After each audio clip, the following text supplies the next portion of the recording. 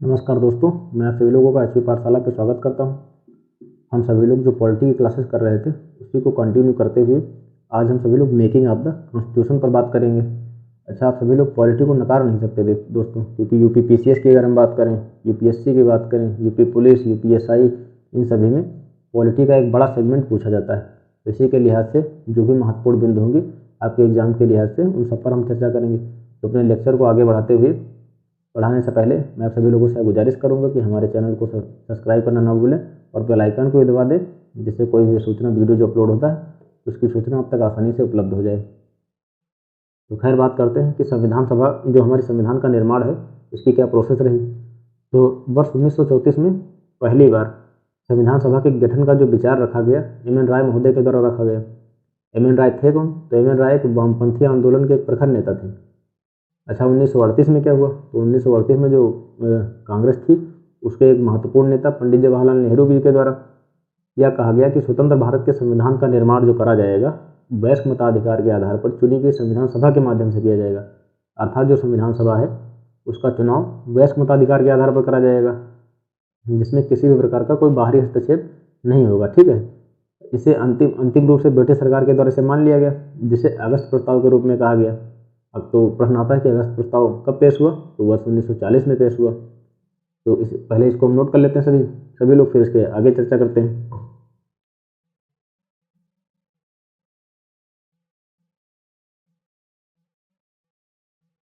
संविधान सभा के गठन का विचार, संविधान सभा के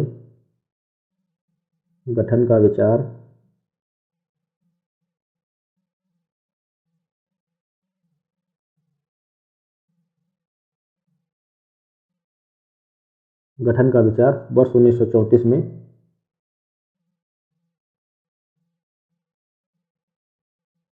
एम एन राय के द्वारा पेश किया गया। एम एन राय ने रखा। अब हम बात करते हैं वर्ष 1938 की। इसको भी याद रखिए क्योंकि यह भी पूछा जाता है। वर्ष 1938 में क्या कहा गया? वर्ष 1938 की बात करते हैं तो पीटी नेहरू जी के द्वारा यह कहा गया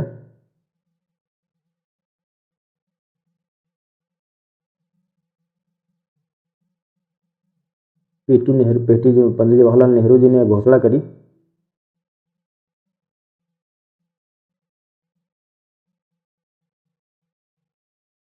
संविधान का निर्माण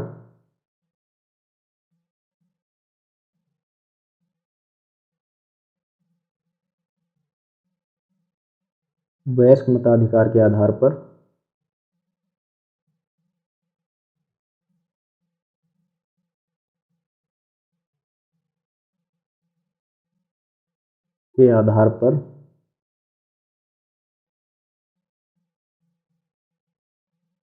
चुनी गई संविधान सभा के माध्यम से होगा।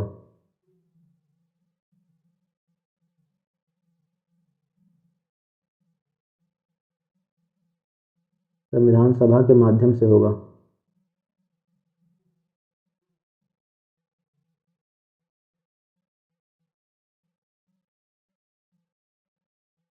जिसे अंतिम रूप से अगस्त प्रस्ताव की संज्ञा दी गई,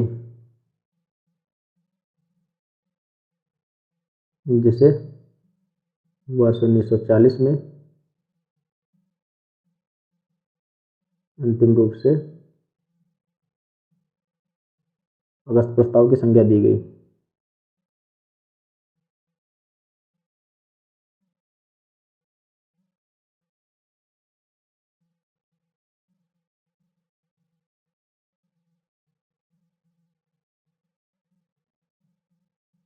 अच्छा, हम सभी लोग क्या करेंगे? सीटों का बंटवारा देखते हैं कैसे क्या रहा। जब संविधान सभा का गठन करा जा रहा था तो सीटों के बंटवारा किस आधार पर करा गया? तो संविधान सभा का गठन कब किया गया? वर्ष 1946 में किया गया। सीटों का बंटवारा क्या किया गया? जो संविधान सभा थी हमारी उसमें कुल सदस्य संख्या की अगर हम बात करें तो 389 होनी थी। ठीक है, इनमें से 296 जो सीटें थी वह ब्रिटिश भारत की, जबकि 93 सीटें जो थी वह देशी रियासतों को आवंटित करी जानी थी। तो कितनी? तो 296 सीटें ब्रिटिश भारत को और 93 दोस्तों देशी जो रियासतें थी उनको आवंटित करी जानी थी। जिसमें से ब्रिटिश भारत को आवंटित की गई सीटें, जो 296 सीटें जो ब्रिटिश भारत को आवंटित करी गई थी, उसमें से 292 सीटों का जो सदस्यों का जो चयन था किया जाना था, जबकि 11 गवर्नर के प्रांतों और 4 का चयन जो मुख्य आयुक्त के प्रांतों के आधार पर किया जाना था। तो इसको एक एक करके समझते हैं कि जो संविधान सभा के गठन में जो सीटों का बंटवारा करा गया, कैसे करा गया, इसको देखते हैं। तो सबसे पहले तो इसको नोट करते हैं कि संविधान सभा का गठन कब हुआ। संविधान सभा का गठन कब हुआ? तो वर्ष 1946 में हुआ।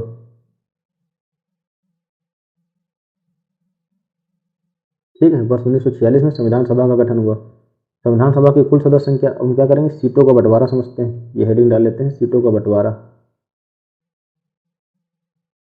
सीटों का बंटवारा कैसे क्या होना था, इसको भी समझ लेते हैं।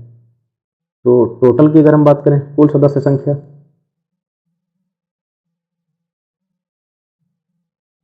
कुल सदस्य संख्या कितनी थी?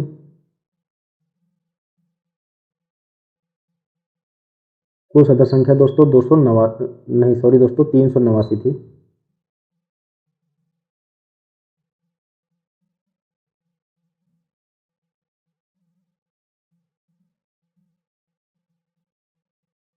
कुल सदस्य संख्या 389 थी। इसकी अगर हम बात करें तो 296 सीटें ब्रिटिश भारत की, जबकि 93 सीटें देशी रियासतों की आवंटित की जानी थी। इसमें से 296 जो सीटें थी, ये किसकी थी? ये थी ब्रिटिश भारत की। ब्रिटिश भारत की। वहीं 93 सीटें देशी रियासतों की थी। 93 सीटें देशी रियासतों की थी।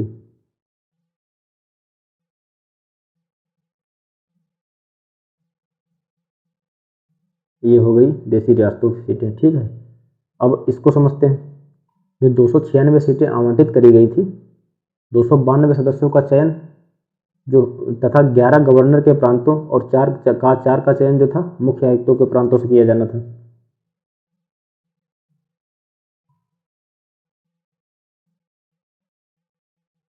तो 296 सीटों में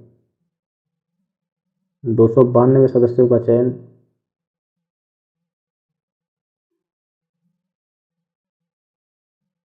जो हो गया, 292 सदस्यों का चयन 11 गवर्नर के प्रांतों से, 11 गवर्नर के प्रांतों से,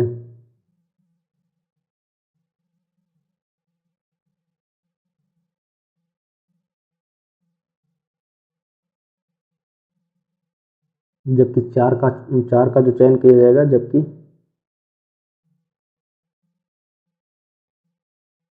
जबकि 4 का चयन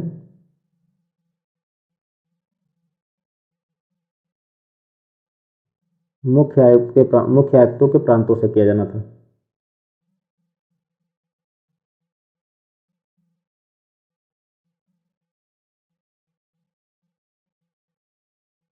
प्रांतों से करा जाना था। ये हो गया सीटों का बंटवारा कैसे क्या होना था। करीब जो 389 सीटें थी, उसमें किस किस को इस हिसाब से सीटें आवंटित करी जानी थी, उसके बारे में बात हो गई। अच्छा दोस्तों, जो प्रत्येक जो प्रांत था, वह देशी रियासत थी, उसको उनकी जनसंख्या के अनुपात में सीटों का बंटवारा करना था। ठीक है, अगर हम मोटे तौर पर आमतौर से कहें तो प्रत्येक 10 लाख लोगों पर एक सीट आवंटित करी जानी थी। ये प्रश्न आया हुआ भी है। तो कितने, जैसे प्रश्न आया कि संविधान सभा में जो सीटों का आवंटन किया गया था, कितने लोगों पर किया गया था? 10 लाख लोगों पर एक सीट आवंटित करी जानी थी। इसको भी नोट कर लेते हैं। जो इसका बंटवारा किया जाना था प्रत्येक 10 लाख लोगों पर, प्रत्येक 10 लाख लोगों पर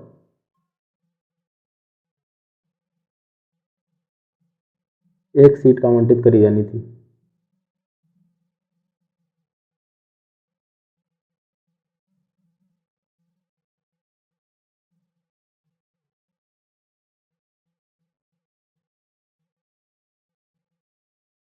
तो ये हो गया। आपको कितनी किस हिसाब से, जनसंख्या के हिसाब से आवंटित करा जाना था, तो 10 लाख जनसंख्या के आवंटित करा जाना था।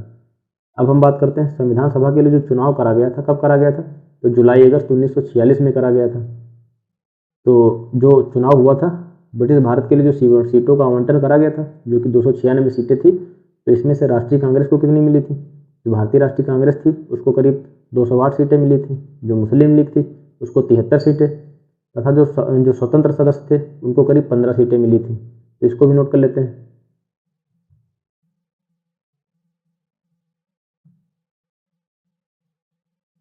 चुनाव कब हुआ, तो 1946 में।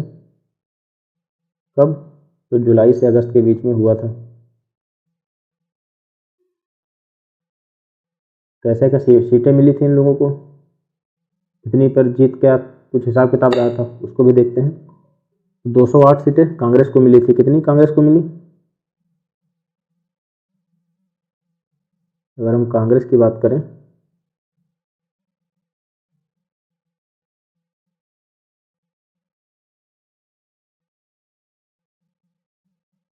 तो कांग्रेस को 208 सीटें मिली। मुस्लिम लीग को कितनी मिली,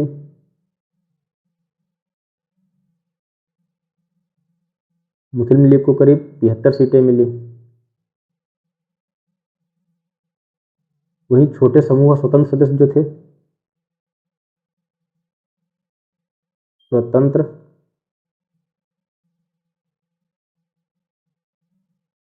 स्वतंत्र सदस्य या फिर जो छोटे समूह थे उनको कितनी सीटें मिली, तो 15 सीटें करीब मिले,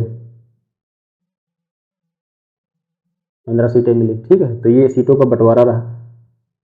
अब हम सभी लोग क्या करेंगे, जो संविधान सभा की कार्यप्रणाली थी उसको हम समझते हैं कि कैसे संविधान सभा हमारी कार्य करती थी। ठीक है, तो संविधान सभा की जो पहली बैठक थी दोस्तों कब हुई, तो संविधान सभा की पहली बैठक 9 दिसंबर 1946 को हुई थी।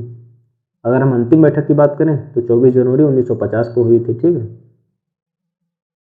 तो जो संविधान सभा की जो पहली बैठक वो 9 दिसंबर 1946 को हुई थी, तो मुस्लिम लीग ने क्या करा था, इसका बहिष्कार कर दिया था, क्योंकि अलग पाकिस्तान की मांग कर रही थी, जो कि उस समय के हालातों को देखते हुए काफ़ी नेताओं के द्वारा, भारतीय नेताओं के द्वारा इसका विरोध भी किया जा रहा था। तो इस बैठक में करीब करीब 211 सदस्यों ने हिस्सा लिया था। कितने लोगों ने, तो 211 सदस्यों ने इसमें हिस्सा लिया था। जो भी पहली बैठक जब आयोजित करी गई थी, तो इसमें डॉक्टर सच्चिदानंद सिन्हा को संविधान सभा का अस्थायी अध्यक्ष चुना गया था। ठीक है, बाद में क्या करा गया, बाद में डॉक्टर राजेंद्र प्रसाद जो थे उनको अध्यक्ष निर्वाचित कर दिया गया। तो इसको भी नोट कर लेते हैं, हेडिंग डाल लेते हैं, संविधान सभा की कार्यप्रणाली, या कैसे किस प्रकार से कार्य करती थी सभा की कार्यप्रणाली।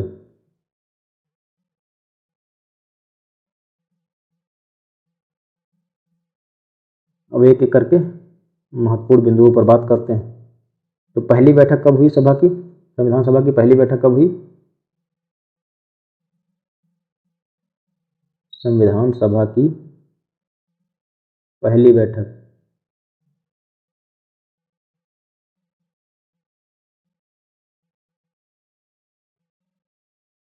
9 दिसंबर 1946 को हुई।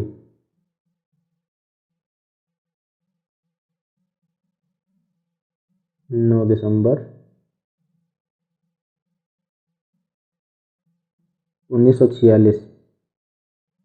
जबकि अंतिम अंतिम कब हुई थी, अंतिम की अगर हम बात करते हैं तो 24 जनवरी 1950 को हुई थी। 24 जनवरी 1950, ये हो गई इसकी अंतिम बैठक जो हमारी संविधान सभा थी। तो इसमें क्या करा गया, कुल कितने सदस्यों ने इसमें भाग लिया,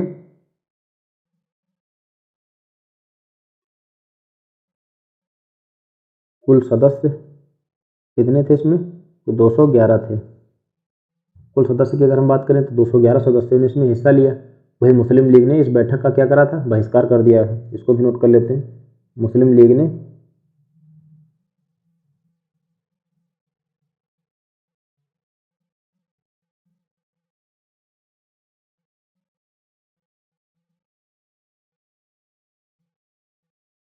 इसका बहिष्कार किया।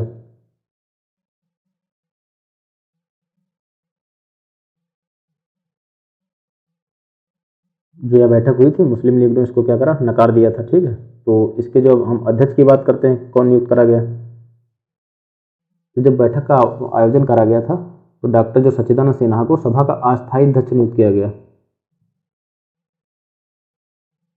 सभा का अस्थायी अध्यक्ष।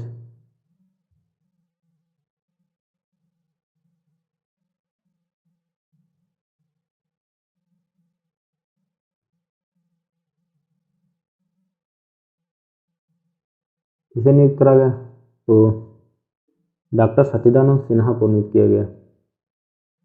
डॉक्टर सच्चिदानंद सिन्हा।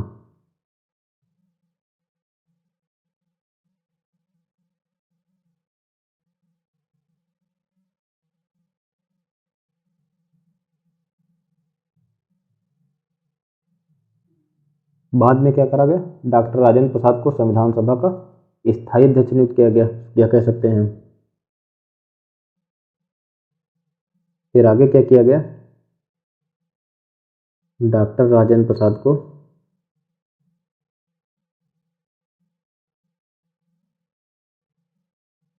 डॉक्टर राजेंद्र प्रसाद जो थे उनको संविधान सभा का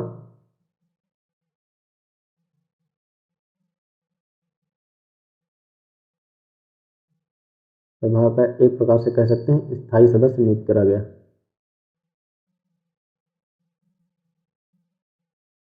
अध्यक्ष नियुक्त किए गए।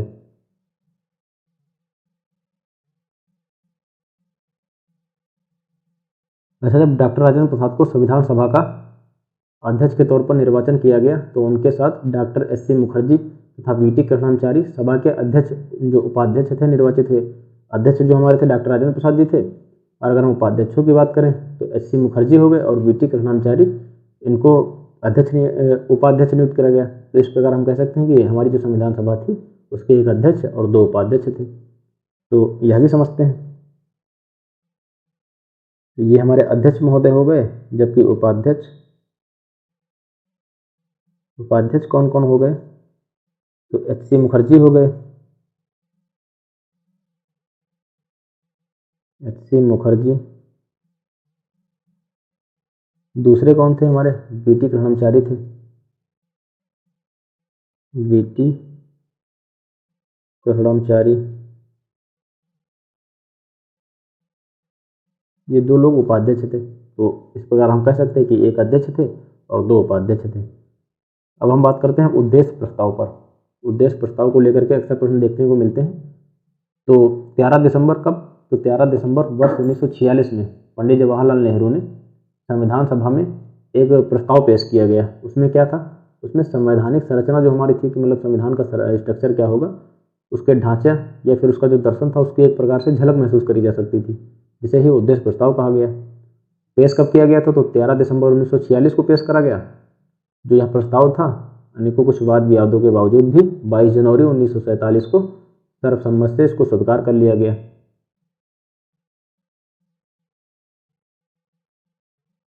तो इसको भी नोट कर लेते हैं, क्योंकि जो हमारा उद्देश्य प्रस्ताव, इससे बनने वाले प्रश्न या महत्वपूर्ण बिंदुओं पर बात करते हैं। उद्देश्य प्रस्ताव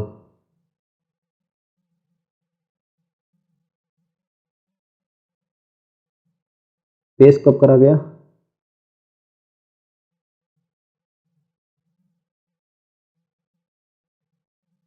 तेरह दिसंबर 1946 पेश करा गया। स्वीकार कब किया गया, तो 22 जनवरी 1947 को। स्वीकार कब किया गया, तो 22 जनवरी 1947 को स्वीकार किया गया। अच्छा, ये क्या था, तो इसमें संविधान की जो संवैधानिक संरचना, इसका जो ढांचा था, उसके दर्शन की झलक मिलती है। यह भी एक महत्वपूर्ण बिंदु है। क्या है ये,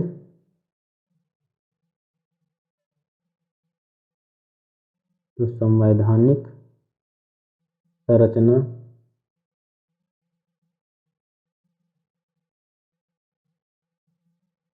के ढांचे एवं दर्शन की झलक मिलती।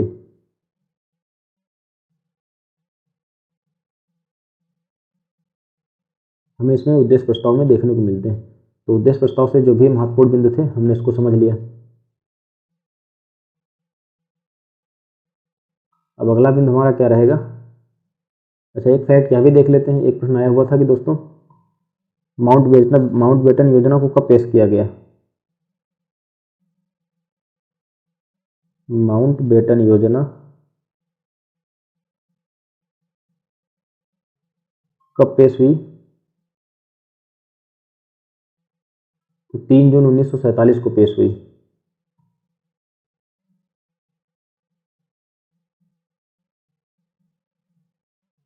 तीन जून 1947 को माउंटबेटन जो योजना थी हमारी यह पेश हुई थी। ठीक है। अच्छा, इसका क्या इम्पोर्टेंट था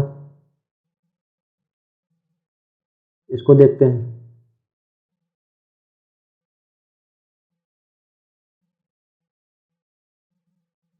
संविधान सभा जो हमारी थी, संविधान सभा की अगर हम बात करते हैं या किस प्रकार कार्य कर रही थी, तो एक प्रकार की विधायिका भी थी। अगर हम दूसरे शब्दों की बात करते हैं, अलग शब्दों से कैसे इसको कहा जा सकता है, तो उसमें क्या था कि इसके संविधान सभा के कुछ अलग अलग कार्य थे। कौन कौन से कार्य थे? तो इनमें से इसका एक प्रमुख कार्य था कि स्वतंत्र जो हमारा भारत है उसके लिए संविधान बनाना था।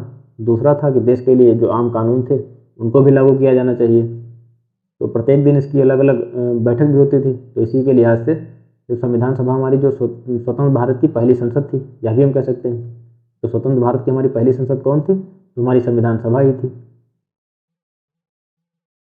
जब हमारी संविधान सभा की जब हमारी सभा थी उसकी बैठक संविधान सभा के रूप में होती, तो इसकी अध्यक्षता डॉक्टर राजेंद्र प्रसाद महोदय के द्वारा करी जाती।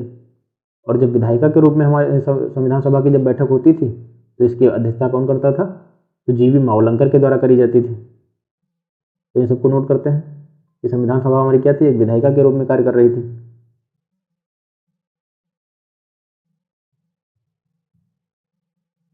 संविधान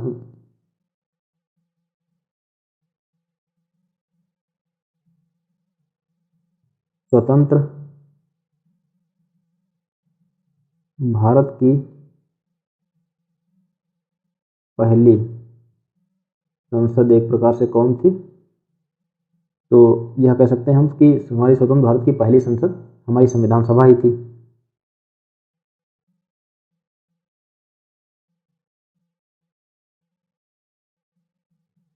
अब इसको ऐसे समझते हैं कि जब इसकी बैठक संविधान सभा के रूप में होती थी, बैठक को ऐसे समझ लेते हैं कि जैसे जो बैठक होने वाली थी अगर वह संविधान सभा के रूप में होती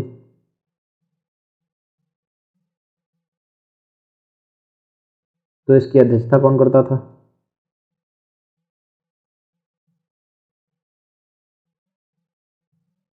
जब इसकी बैठक संविधान सभा के रूप में होती थी तो इसकी अध्यक्षता करी जाती थी डॉक्टर राजेंद्र प्रसाद के द्वारा।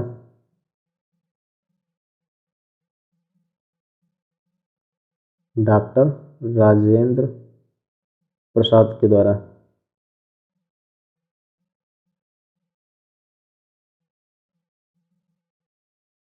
वहीं अगर हम बात करें जब विधायिका बतौर विधायिका बैठक होती, बतौर विधायिका जब बतौर विधायिका बैठक होती थी तो यह कैसे कार्य करती? इसकी अध्यक्षता किसके द्वारा करी जाती? जी.वी. मावलंकर के द्वारा करी जाती। जी.वी. मावलंकर के द्वारा करी जाती।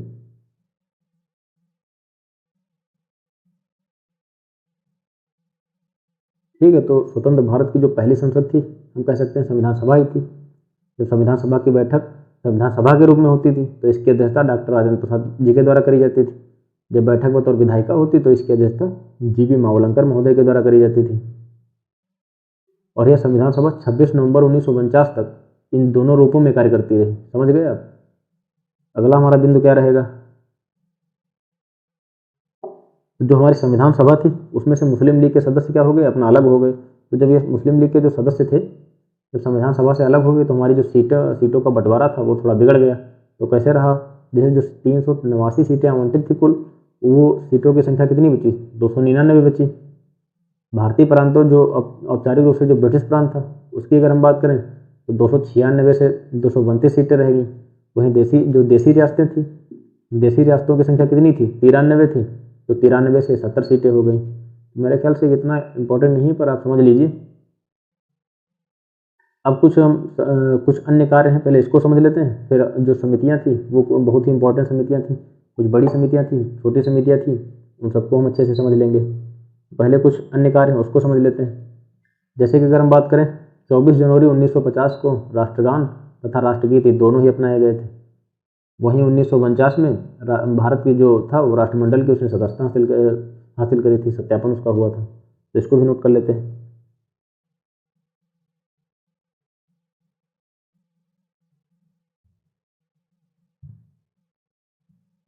तो 24 जनवरी 1950, 24 जनवरी 1950 को क्या हुआ? राष्ट्रगान को अपनाया गया। ये हो गया आपका राष्ट्रगान तथा राष्ट्रगीत को अपनाया गया।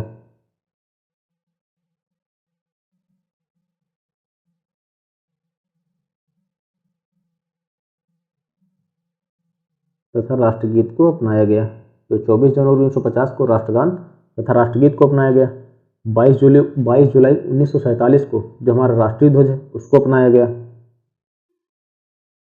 तो 22 जुलाई 1947 को राष्ट्रीय ध्वज अपनाया गया।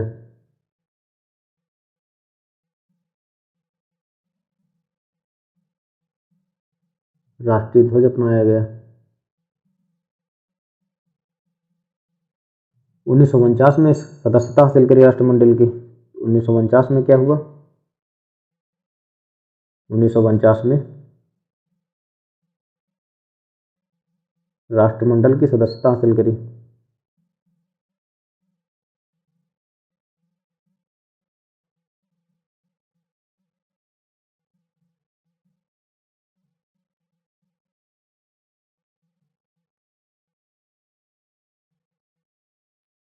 ये हो गई कुछ महत्वपूर्ण तारीखें थी, ठीक है। और 24 जनवरी 1950 को राष्ट्रगान तथा राष्ट्रगीत तो अपनाया ही गया, किंतु एक महत्वपूर्ण बात यह हुई थी कि डॉक्टर राजेंद्र प्रसाद जो थे उनको भारत के पहले राष्ट्रपति के रूप में भी चुना गया।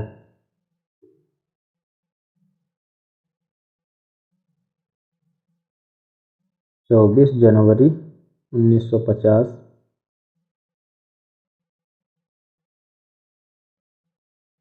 डॉक्टर राजेंद्र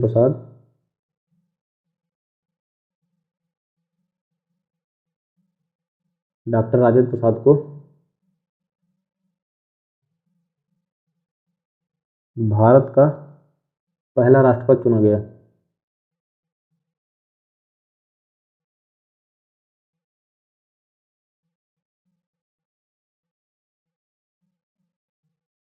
ये हो गई कुछ महत्वपूर्ण तारीखें। अच्छा, संविधान को हमारे बनने का क्या लिहाज रहा, मतलब क्या समय लगा, उसका क्या लिहाज रहा? तो 2 साल 11 माह 18 दिन। हालांकि अब इस प्रकार के प्रश्न तो नहीं पूछे जाते, फिर भी आप समझ लीजिए। तो 2 साल 2 वर्ष 11 माह 18 दिन हमारे संविधान को निर्माण में समय लगा। अगर इसकी कुल बैठकों की बात करें तो 11 बैठकें इसकी हुई थी। हाँ, हालांकि बैठक को लेकर के एक बार प्रश्न आया हुआ है, तो बैठक कब कितनी हुई? कुल बैठक दोस्तों 11 हुई। 114 दिनों तक इस पर विचार विमर्श हुआ था। अगर पैसे के खर्चे की बात करें तो 64 लाख हुआ था। और 24 जनवरी 1950 को संविधान सभा की अंतिम बैठक हुई थी। तो ये तो मैं आप सभी लोगों को बता ही चुका हूँ। तो क्या करते हैं, इसको भी नोट कर लेते हैं। हालांकि मेरे ख्याल से आप क्या करेंगे, सरसरी तौर पर इसको पढ़ लेंगे।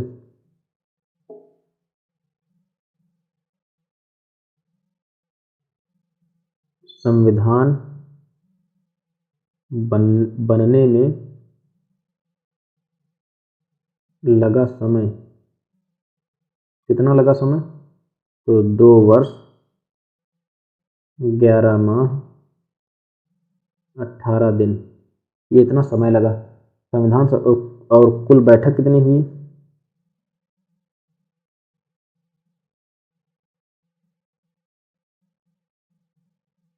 कुल बैठकें कितनी हुई? तो 11 बैठकें हुई। कुल 11 बैठकें हुई। इसके प्रारूप पे 114 दिनों तक बहस हुई या विचार विमर्श हुआ। 114 दिन विचार हुआ करीब। और खर्चा की बात करें, खर्चा कितना हुआ, तो अमूमन 64 लाख रुपए खर्चा हुए।